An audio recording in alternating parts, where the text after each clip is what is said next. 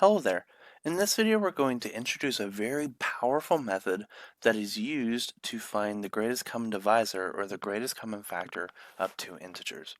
So, as you may recall from basic pre-algebra, the greatest common divisor, which I'm just going to abbreviate by GCD, of the numbers 6 and 8 is equal to 2. And why is that so? So the divisors or the factors of 6 are what? And the divisors and factors of 8 are what? So 6 can be broken down into 1, 2, 3, and 6, and 8 can be broken down into 1, 2, 4, and 8. So by looking at these things, we can see 2 is the greatest common divisor or greatest common factor between these two things, which is why it is so. But what if the numbers 6 and 8 were something larger? So what if we had something like the greatest common divisor of 428 and 172? Do you really want to go and list all of the factors of these two numbers? And they can of course be arbitrarily more larger than those. So the Euclidean or division algorithm can actually answer this question very elegantly.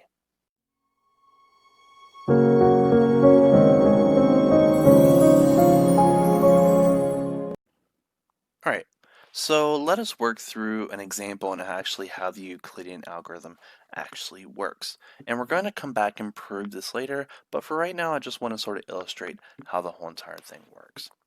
So our goal for this example is to find the greatest common divisor of 428 and 172.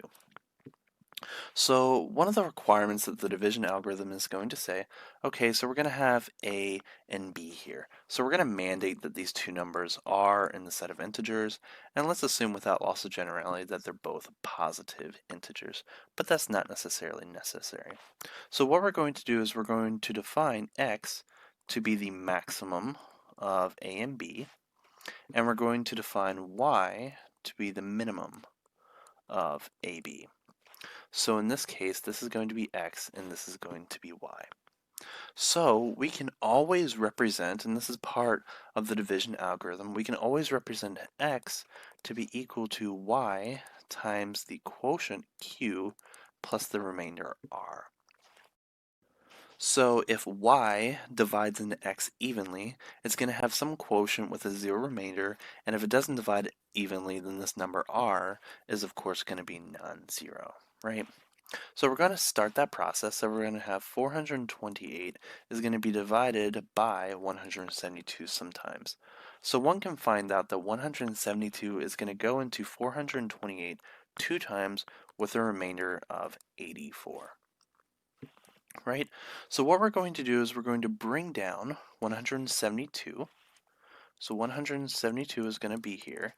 And what we're going to do is we're going to bring our remainder down as well. So 84 is going to come down. And then we're going to repeat the process.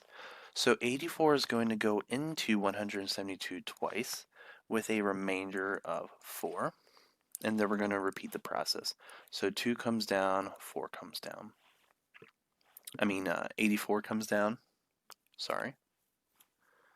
Get over here. 84. So 84 is going to be equal to 4 times what? So 4 times 21 is going to give us 84, and that's going to give us a remainder of 0. And then we stop, right? So the Euclidean algorithm says that this number here, which is the last non-zero remainder of this algorithm, take a guess what it is the greatest common divisor of the numbers x and y. And this is what the Euclidean algorithm explains, or more so demonstrates, which is very, very powerful because this works for any integers x, y. Let's work throughout a couple more examples. So example 2. Let's work on a couple small numbers. So the greatest common divisor of 27 and 45. You should be able to verify that this is 9, but let's just work through the Euclidean algorithm just to verify. So we're going to start off with the biggest number over here, and we're going to put our 27 in parentheses. So 27 is going to go into 45 one time with a remainder of 18. Then we have 27 18 in parentheses. So 18 is going to go into 27 once with a remainder of 9. Bring our 18 over, 9 in parentheses. So 9 is going to go into 18 twice with a remainder of 0.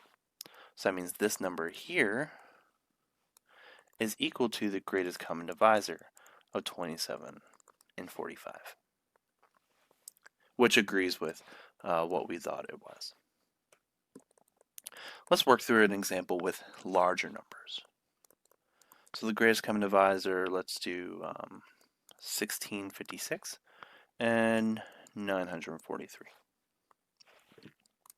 All right, so biggest number first, so 1656, 943 in parentheses. So it should be easy to see that 943 is only going to go into this once. So we're just going to subtract those and we're going to get 713. So 943 over 713, parentheses.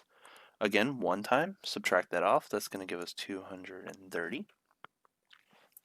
Then we're going to have 713, 230.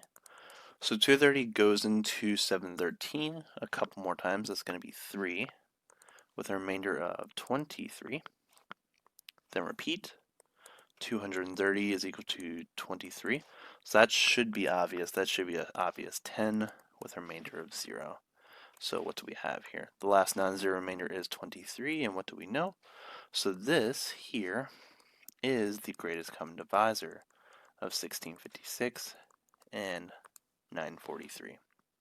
So that's just a quick illustration of how the Euclidean algorithm works in order to find the greatest common divisor or greatest common factor between two integers. Hope you enjoyed.